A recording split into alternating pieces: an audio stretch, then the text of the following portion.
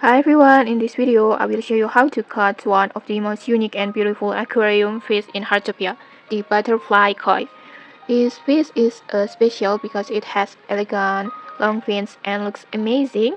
Like this, it will look like this. This one, it has a white color with the long fins like this. And to find this butterfly koi, you need to go to the Meadow Lake. This one. On the rainy or rainbow weather, and for the specific locations is on here, like this, on here.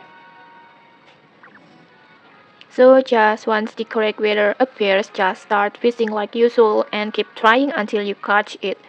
And it may take a few attempts because it's considered a little rare fish. And okay, maybe that's it. If you found this helpful, don't forget to like, comment and subscribe for more tutorials. Thanks for watching and see you.